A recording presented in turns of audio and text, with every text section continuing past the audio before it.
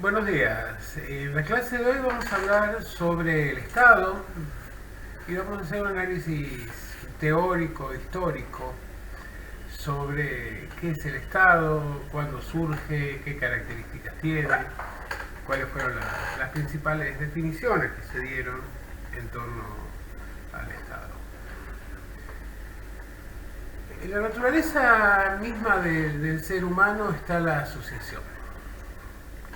Y esto tiene que ver con el hecho de que los recursos con que se cuenta a escala planetaria son escasos y demandan de la acción social, de la acción coordinada, como para poder garantizar la convivencia, la alimentación, la reproducción de la vida, los vínculos sociales. Si los recursos no fueran ilimitados, naturalmente, posiblemente los seres humanos podrían vivir al margen de una sociedad estatal y limitar en todo caso sus vinculaciones normadas a los vínculos sociales esencialmente, ¿no? Pero como digamos, la autosatisfacción de las necesidades no resulta posible, fue necesario recurrir a la generación de una entidad artificial que pudiera reglamentar los vínculos entre los integrantes. Por esta razón, los seres humanos, digamos, si aceptamos la versión contractualista, firman de hecho un acuerdo, ya sea por coacción o por decisión voluntaria, de integrarse a una sociedad, y en ese acto de integración se convierten en pueblo, ¿no? Es decir, en un conjunto organizado que vive en el marco de determinadas normas o condiciones. Esto puede darse de manera voluntaria, por ejemplo, a través de las definiciones que dan sobre los orígenes de la sociedad de Locke o Rousseau, por ejemplo, o bien de una manera obligatoria, coactiva, como lo plantea Hobbes. Ahora bien, efectivamente el hecho de que los recursos no sean inagotables, no sean infinitos, implica que existen dinámicas de apropiación desigual de esos recursos. Y ahí es donde aparece un fenómeno que es el fenómeno de dominación, es decir, un proceso en el cual los más poderosos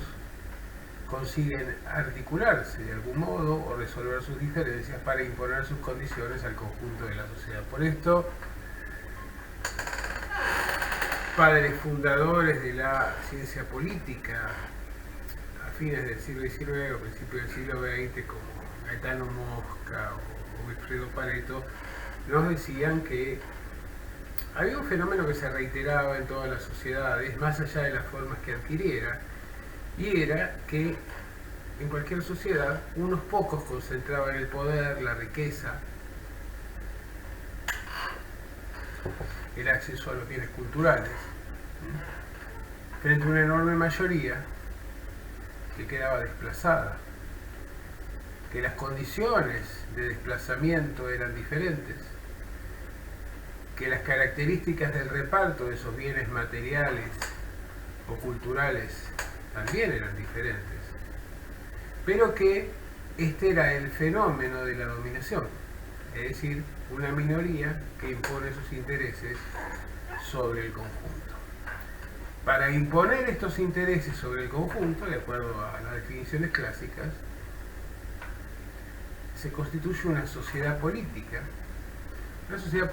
que, o una asociación política, si lo queremos decir de ese modo, una asociación política que respeta o que define determinadas normas que se van reproduciendo o modificando en el tiempo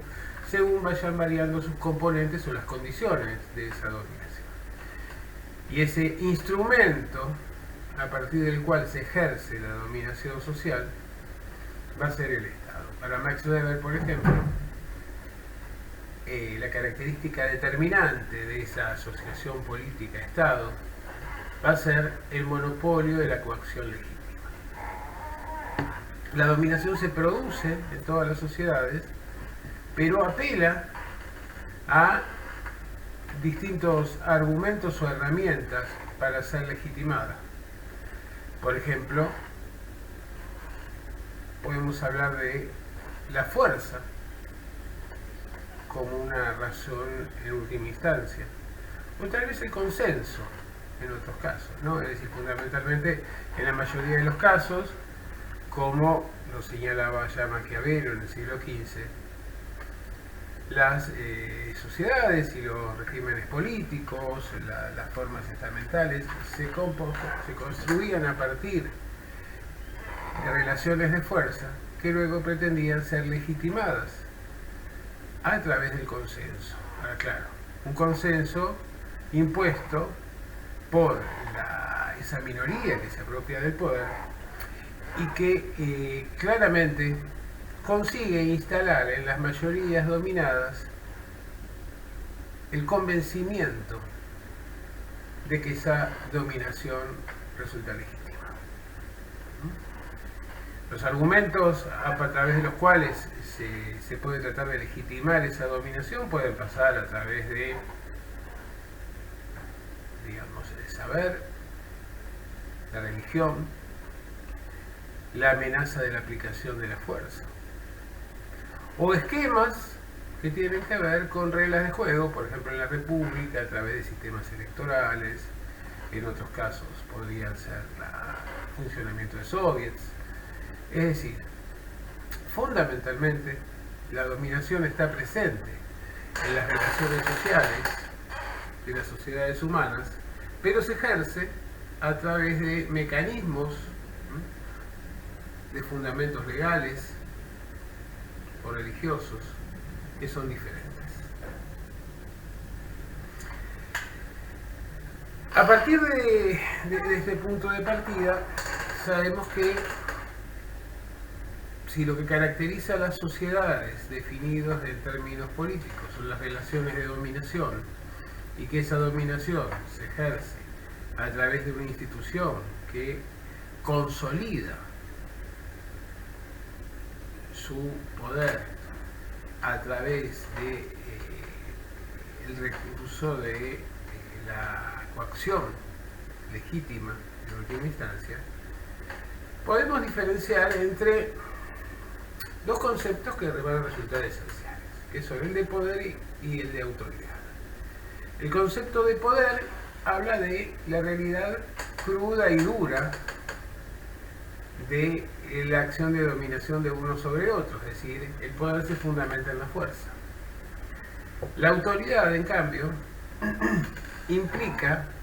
una dimensión de consenso que se suma a la del poder. Entonces, digamos que la autoridad debería ser poder más consenso. Pero hay algo que no se puede resignar, que es la dimensión del poder, incluso en las relaciones de autoridad, porque efectivamente, si esa autoridad no cuenta con el respaldo del poder para ser garantida en última instancia, en realidad tiende a diluirse, generando, digamos, anarquía o la caída de ese sistema de dominación. Entonces, digamos en claro esto, el poder hace referencia a la acción o a la amenaza de acción violenta concreta que busca ser legitimada, y la autoridad hace referencia fundamentalmente a la adición de algún principio o mecanismo o instancias de legitimación de ese poder fluido. Pero que en definitiva lo que garantiza la dominación de cualquier sociedad es la amenaza o la capacidad de aplicación de la fuerza en última instancia. Existen distintas concepciones respecto del Estado. Decíamos recién que Weber planteaba la necesidad de contar con el monopolio de la violencia, que es el requisito esencial para él en lo que tiene que ver con la definición estatal. Maquiavelo mucho antes nos hablaba de estados como garantías de ordenamientos en una sociedad que podían recurrir a distintos principios en un contexto en los cuales los estados buscaban ser visibilizados frente a otros estados, fundamentalmente, para garantizar sus territorios, por ejemplo. Y ahí es donde aparecen una serie de elementos que son fundamentales, es decir, que el Estado requiere de un territorio definido, naturalmente del monopolio de la violencia, requiere de un control de los discursos que circulan en esa sociedad, requiere también esencialmente de la capacidad de sancionar, de definir un marco normativo de acción en el cual se reglamente lo que es correcto y lo que es sancionable, de modo tal que quienes están sometidos a la autoridad de ese Estado sepan, cuando toman determinadas decisiones, que esas acciones pueden tener consecuencias en términos coactivos o en términos de sanción judicial. Y ahí es donde los seres humanos deben tomar el riesgo de actuar dentro o fuera del marco de la ley. Pero evidentemente, digamos, ese Estado implica relaciones de poder internas que se trasladan a la estructura social. Por eso las mismas acciones realizadas por unos o por otros pueden resultar condenadas o pueden resultar, digamos, aceptadas como naturales.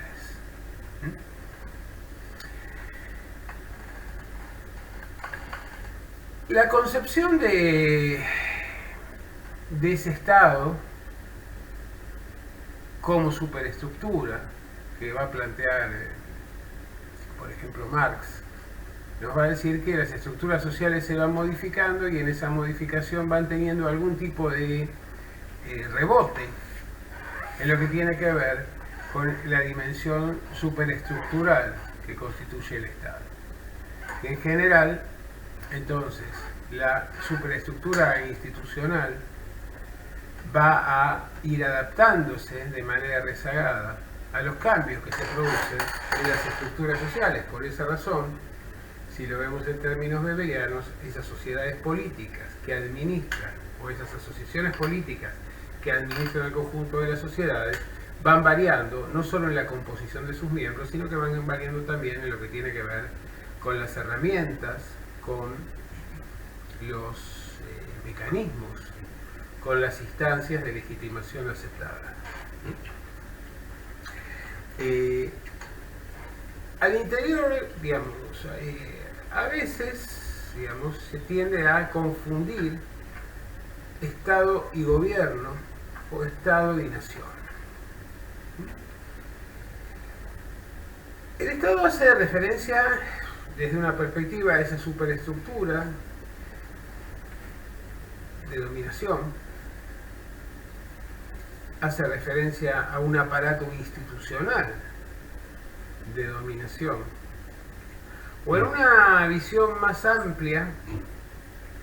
por ejemplo, la que plantea Antonio Gramsci, incluye a la sociedad civil, es decir, básicamente el Estado implica un sistema de dominación que no se remite exclusivamente a las instituciones formales asociadas con el Estado, a las institucionales, sino que también tiene que ver con aquellas que operan en el plano de la cultura, porque efectivamente, para Gramsci, la cultura es el gran elemento que define la dominación social. Entonces las clases dominantes, las clases y a la vez dirigentes de una sociedad, imponen sus propios códigos culturales al conjunto de la sociedad. Su sistema de valores, su sistema de creencias. Entonces, para transformar a una sociedad, fundamentalmente lo que es indispensable es llevar adelante una batalla cultural, es decir, una transformación de las estructuras culturales que de alguna manera vaya acompañando los procesos de transformación de la estructura económica y social de la sociedad. Sin esa transformación cultural, por esto por ejemplo lo vemos en la Revolución Cultural China más adelante, sin esa transformación cultural, entonces es casi, digamos, absurdo suponer que va a haber una transformación en el reparto de bienes materiales y de bienes simbólicos al interior de una sociedad. Decíamos entonces que teníamos por un lado el Estado, tenemos el otro concepto que es el concepto de nación. Y aquí tenemos dos visiones esencialmente respecto de ese concepto de nación. Hay una formulación de nación que de alguna manera lo asocia a una dimensión estatal, que es cuando nosotros, por ejemplo, podemos hablar de nación argentina en términos de derecho y no en términos culturales. Cuando hablamos de, por ejemplo, los representantes de la nación argentina. Pero hay otro elemento en la definición de nación que seguramente es el más importante, y es aquel que remite a la dimensión cultural, al sistema de creencias, a las características étnicas o a la convivencia interétnica, que tiene que ver con una determinada aplicación del lenguaje, que tiene que ver con un sentido común, con costumbres en común, con expectativas de futuro, con un sentido común que comparten los miembros de esa sociedad. Este es un elemento determinante porque alude justamente al hecho de que al interior de un Estado pueden coexistir diversas naciones. Y lo vemos en el caso, por ejemplo, de España, de las minorías, en el caso de los catalanes, por ejemplo, y claro, los vascos, que hacen referencia a naciones que están sometidas a la autoridad de un Estado que les resulta ajeno. Finalmente, tenemos el otro elemento que tiene que ver con el gobierno. El gobierno hace referencia al personal político y a la toma de decisiones autoritativas, es decir, de uso, de respeto obligatorio por aquellos que forman parte de esa unidad estatal. Y esto remite esencialmente a las dimensiones de poder y autoridad. Entonces, efectivamente, hay una dimensión política que es la dimensión del gobierno, que no es lo mismo, entonces, el gobierno que el Estado, aunque en visiones totalizadoras que se desprenden de la perspectiva de Gramsci, por ejemplo, llevan a tratar de, digamos, unificarlas, aunque sean diferenciadas. Entonces,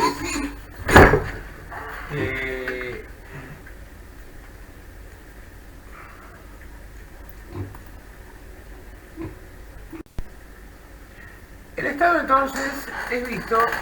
en general como un sistema de dominación que puede referirse a una dimensión institucional o bien a que se puede extender una visión totalizadora a los componentes de la sociedad civil por el cual la cultura hegemónica, la cultura dominante, es la que consigue imponer sus condiciones y que en realidad las grandes disputas en los procesos de transformación pasan esencialmente por esos cambios en la definición de la hegemonía. Por eso, por ejemplo, la burguesía, luego de derrocar a la aristocracia, por ejemplo en el caso de la Revolución Francesa, luego busca generar respetabilidad, busca acceder a títulos de nobleza, busca vincularse con las familias nobles a través del casamiento. Efectivamente va a quedar una síntesis, va a quedar un sincretismo en términos de la nueva cultura, pero evidentemente lo que nos está marcando es que aquella victoria que se había dado en el terreno de lo político y de lo económico necesitaba un corolario, una coronación en el ámbito de la cultura y en el plano de la sociedad civil. ¿Sí? Ahora bien, decíamos que el Estado debe tener una serie de atribuciones que pasan por el reconocimiento de un territorio como propio, un territorio sobre el cual ejerce su autoridad de manera efectiva y que es reconocido por otros estados.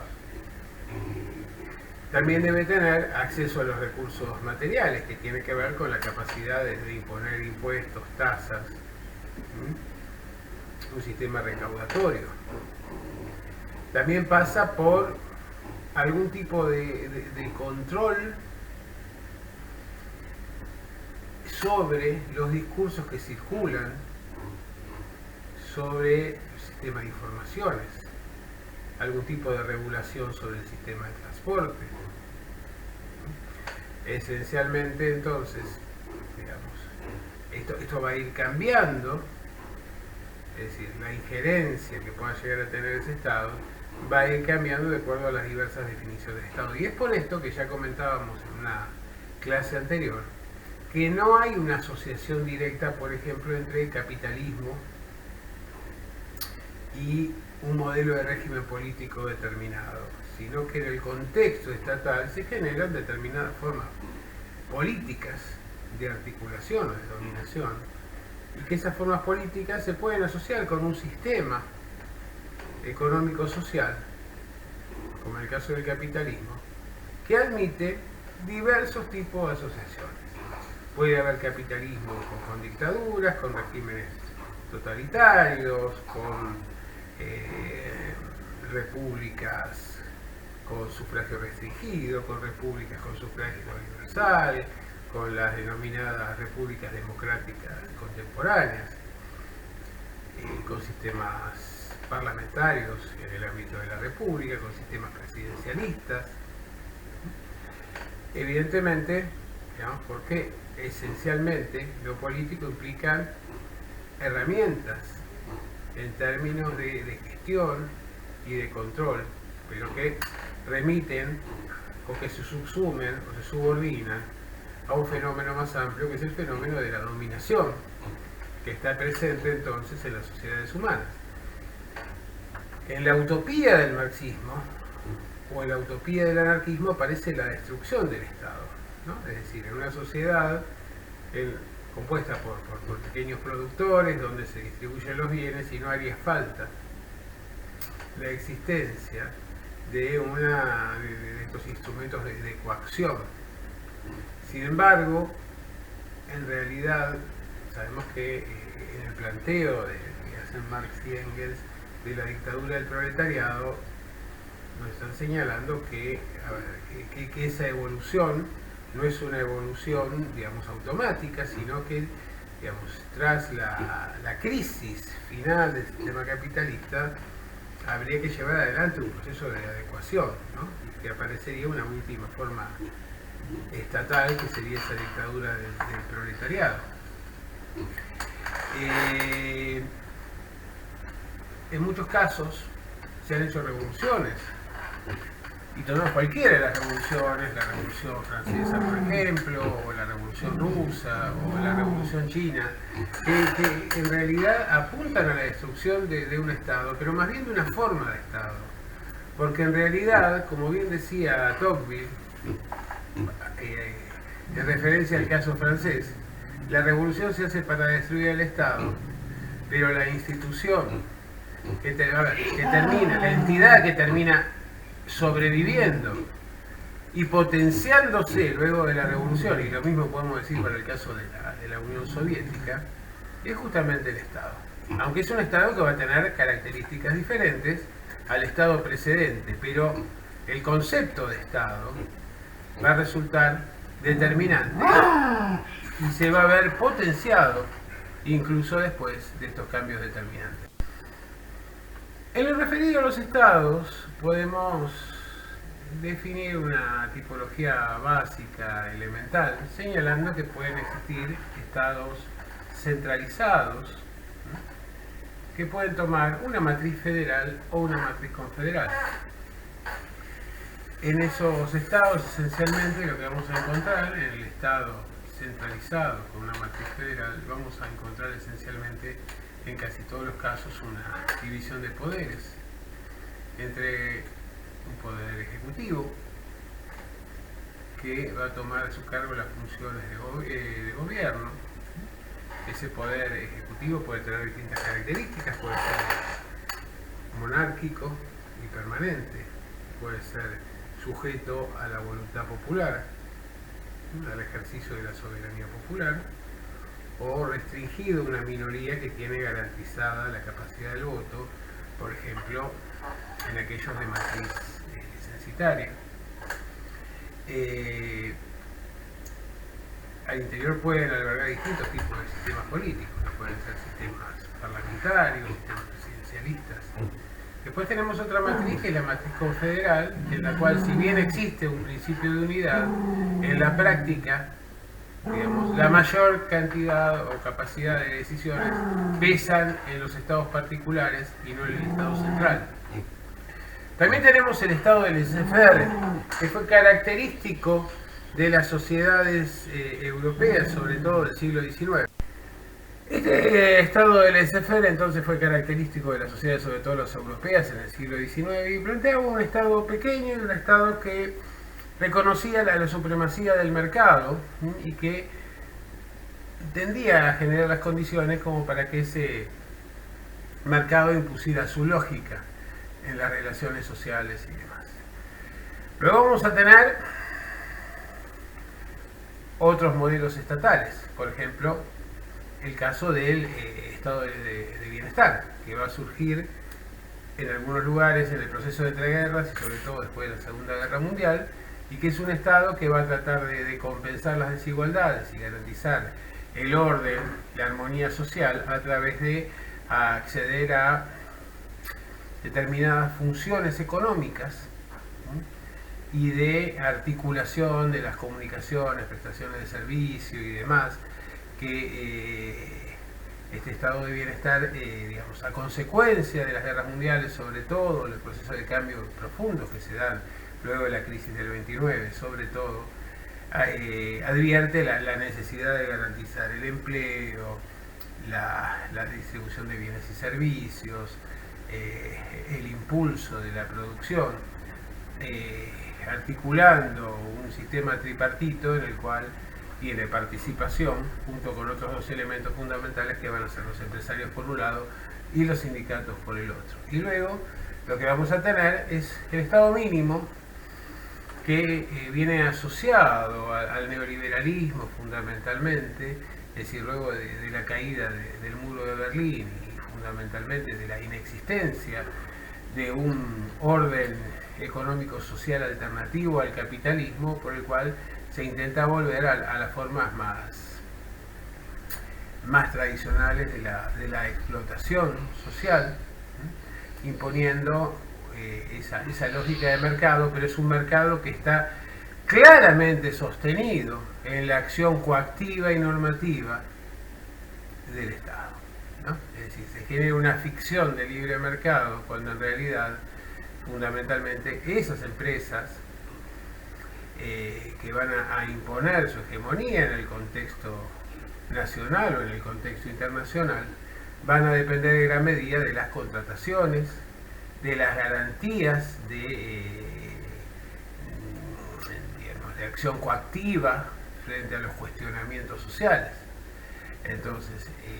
esta expectativa de achicar el Estado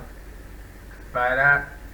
recuperar esa dimensión del mercado, en gran medida a lo que intenta volver es a la acción represiva del Estado, pero también del Estado como un Estado bobo, contratante de bienes y servicios que van a ser provistos por ese mercado, pero que es un mercado que en realidad no actúa en el contexto del libre mercado, sino fundamentalmente de la capacidad de acción, de condicionamiento y de arbitrio de las corporaciones. Bueno, fundamentalmente estos son los elementos determinantes en lo que tiene que ver con el Estado en esta perspectiva histórica y teórica que estuvimos desarrollando, y en la próxima clase vamos a analizar concretamente cómo fue el proceso de formación del Estado en nuestro país. Muy buenos días.